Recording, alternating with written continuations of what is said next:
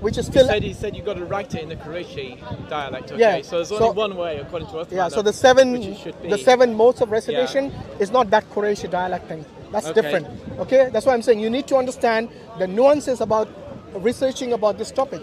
Without that, you won't be able to. And this is exactly the mistake that DCCI make. Because what they do is they listen to certain statements from other scholars, and they do not even realize what these scholars were talking about. So when you talk about the 7 modes of recitation, this is the different ways in which it can be recited. So it can be different words being substituted for other words. It can be, for example, a word which might be used in a different way. The same word might be used in a different way. So do you think that now there are still 7 different ways of reciting the Quran? Yes, still to this day. Okay. There you go. So all these hafs, warsh, qalun, all these different ways of reciting, the modes of recitation, is still active to this day. So you're saying those, they're called kirat, okay? I'm right, saying they're called kirat, okay? Are you saying that those kirat are actually exactly the same as the aruf, I think it's called, isn't it, right? Which is what the ways in which, you know, when Muhammad said you can recite the Quran in 7 different aruf, is that the correct Arabic term, yeah? Yes. So you're saying that kirat is the same as aruf? No, I'm not saying it's the same. Okay. I'm saying the qira'at, then inside the qira'at there is these different ahruf, which shows the reasoning for these differences within that. So there are 2 different things, not the same thing. But the important point is this: all these 7 qira'at was already revealed to the Prophet Muhammad ﷺ. You see, in his time, it wasn't something that was invented later on. Like, for example, if you look at the Catholic book and the Protestant book, you don't even agree about the number of books in there. Yes? So the Protestants say we have 66 only. The Catholics say no, we have 73 books. Assalamu alaikum, brothers and sisters. We're recording this for you for a little bit later, but Brother Mansoor is in a conversation, so I just want to see if we can get this on. Sorry, brother. Okay, fine. It doesn't want to be recorded. It's a private conversation, so we'll go back to Brother Hashim. Sometimes dawah is given in private, so you know, sometimes it's best, especially with certain Muslims who come down to ask certain questions. Just bear with me a moment. I'll put this back on Hashim. Grab that for me, bro. Jazakallah khair.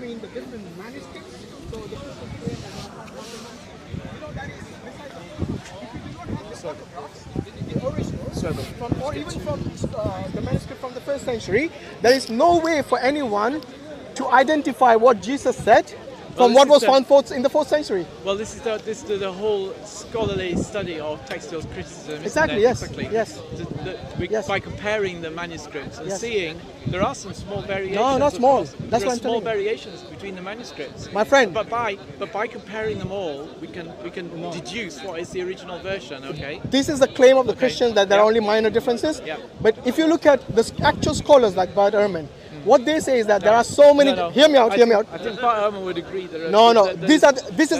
Okay, I'll tell you what. I'll tell you exactly what Bart Ehrman said about the number of differences in the.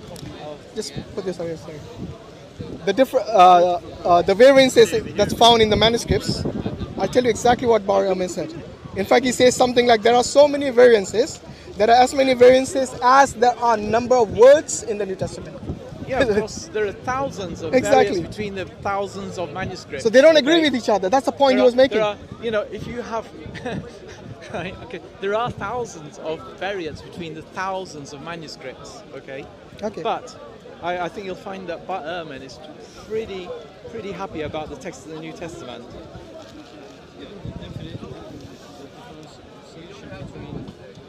What?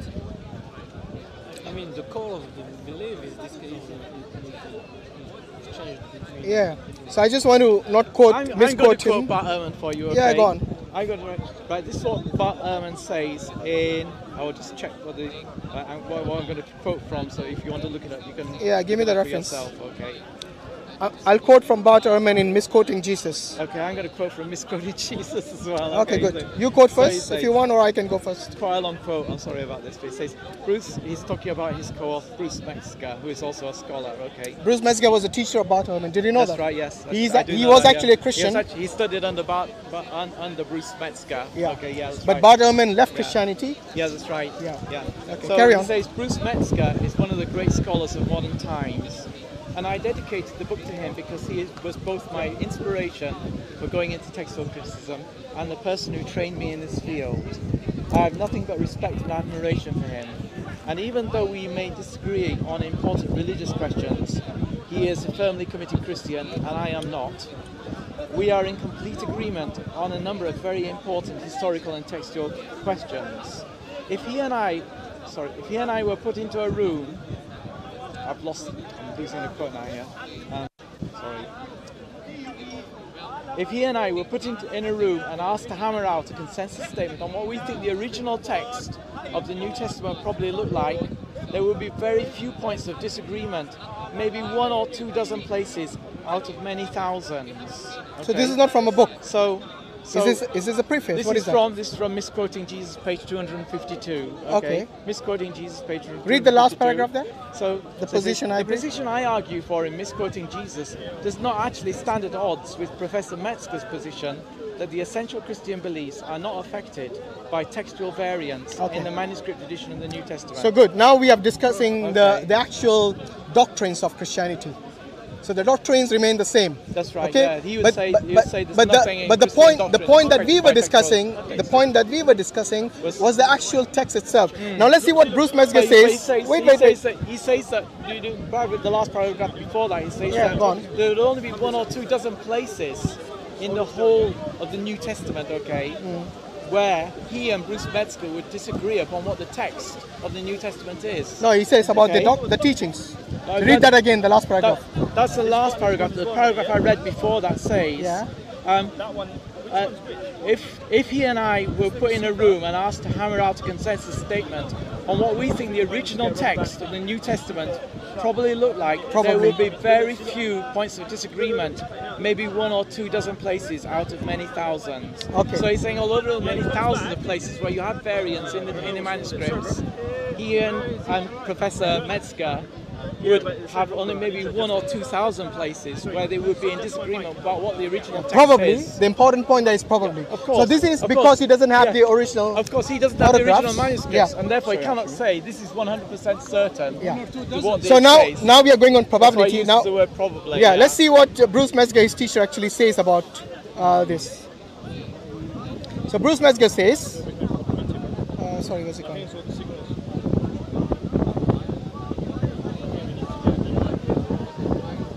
Here it is. So this is Bruce Metzger from the New Testament, a historical introduction to the early Christian writings. Yeah. Okay? Oh, sorry, that is Bart Ehrman actually. Let me bring up Bruce Metzger. Oh, here it is. So this is, from the same book, the text of the New Testament, its transmission, corruption, and restoration. Yeah. This is from Bruce Metzger. Yeah. Okay, it says, none of the original documents of the New Testament is extant, and existing copies differ from one another.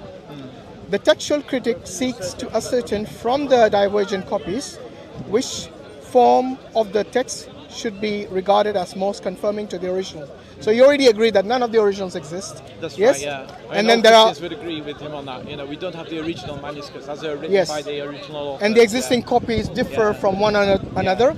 Now, the important point is that Bart Ehrman, in Misquoting Jesus, this is what he says.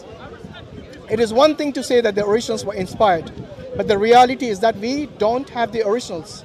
So saying that they were inspired doesn't help me much unless I can reconstruct the originals. This is Bart Ehrman.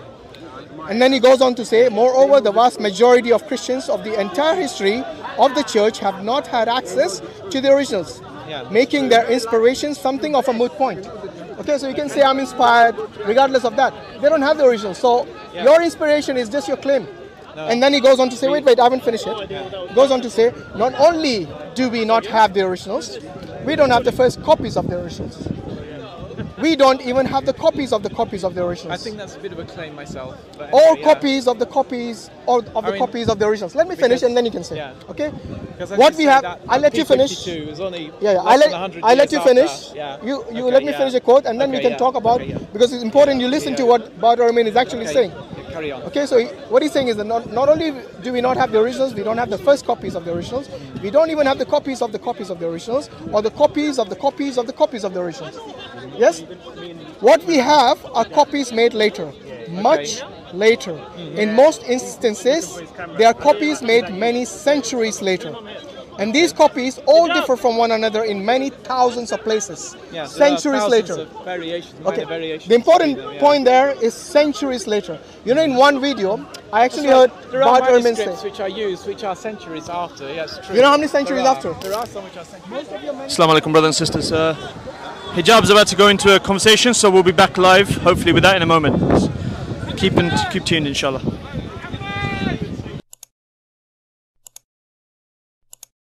How many years after? 56, I think is the latest figure ever, yeah. So that's a most of those would not be within the first 2 centuries. So when is your... They will be from 300, 500, 600, 700, 800, 900, 1000 AD, etc., yeah? The bulk of the manuscripts is from which century, do you know?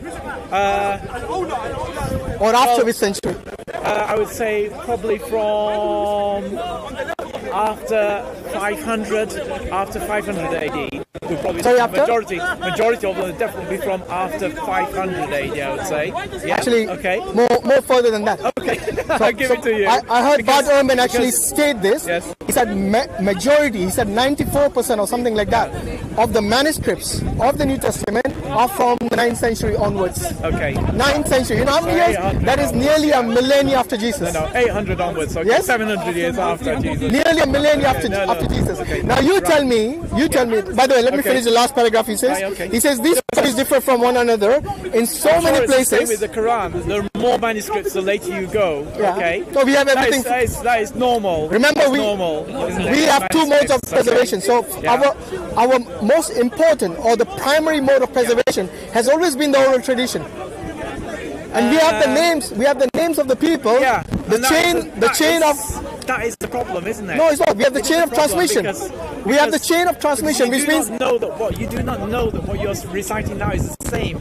Of course we do. Of course we do. In the first centuries. In fact, we don't only know. But you have no proof of it. My friend, I said we have the first century manuscripts. We have the first century Al-Hijra manuscripts. Manuscripts can prove what you're reciting. We have the first century Al-Hijra manuscripts. You're not listening. Yeah. We have the first century Al-Hijra manuscripts, which you don't have from the first century. We have from the first century of our Prophet.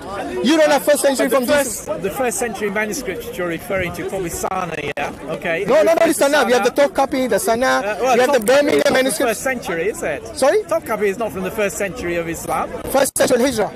It is from the first century Al-Hijra, yes. Top copy is it is from the first century of Islam. Of course it is. No, it's not. Top copy in the first century. He was saying that if he and Bruce Metzger had to hammer out the original text of the New Testament, they would not disagree that in more than 1 or 2 dozen places. Yeah. At the most. You know what? Yeah. Bruce Metzger was his teacher. Yes. Yes? That's right. But afterwards, when Jesus says, not Jesus, Bart Ehrman says in the same book that there are as many differences in the manuscript as there are number of words in the New Testament.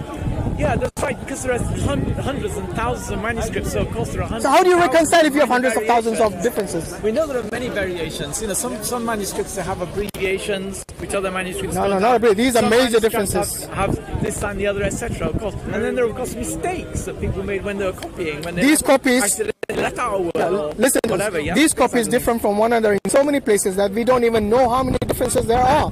Possibly it's easiest to put it in comparative. There are more differences among our manuscripts than there are words in the New Testament. Bart Ehrman in misquoting Jesus. Now, the same goes with the Old Testament. That's right, because there are 1.5 billion whatever words. Okay, and from that they have so many 100,000 variants. Okay, but that is not a lot. That is a lot. Not a lot. Because if you look at the example that Bart Ehrman gives in his book, if we were to look at manuscripts of the Quran, we would find a similar proportion. No, you wouldn't. Definitely not. Of variants. Definitely not. There are many variants within the. Okay, quote me one scholar who says there are as many differences as there are. I can't quote your scholars. Well, you quoted Bart Ehrman, so I'm sure you're making a statement about the Quran. You should back it up. And what I'm saying is there are variants in the Quran. Bring your evidence. That's a claim you made, so bring your evidence, substantiate it. If you can't, then let's leave it at that until you have the evidence.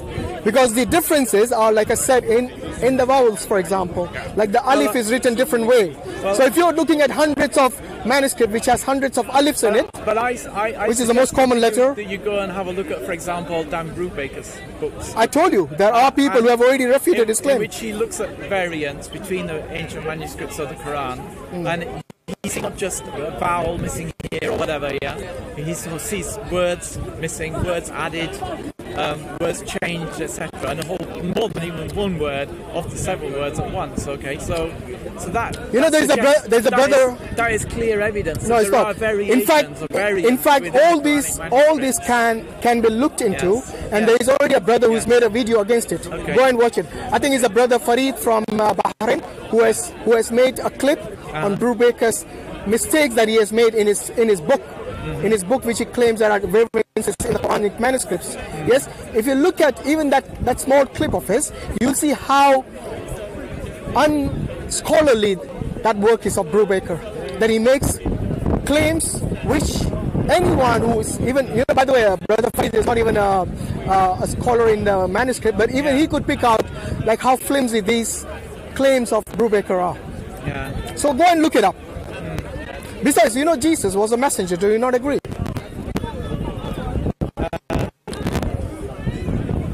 Jesus God. Did he claim to be God in any of the... Yes. Where did he claim? Answer to that. Where did he I don't want to get into a separate debate on the Trinity with you. No, it's not. It's just about it's just about Jesus' own statements, which would actually go against what he just said. You keep saying the one who sent me. I'm sorry, I've got a message from my brother about my other brother who is in hospital, so I've got to go. No problem. This is a modern way of Saved by the Bell. Yeah, I am Saved by the Bell. Saved by the text message. All right, no problem. What's your name? Sorry. My name is Julian. Julian, very nice speaking to you. Thank you very much for your time. Yeah, you're Hopefully we'll take up the divinity of Jesus next time if you're free. I know that's your favourite subject. Inshallah. All right.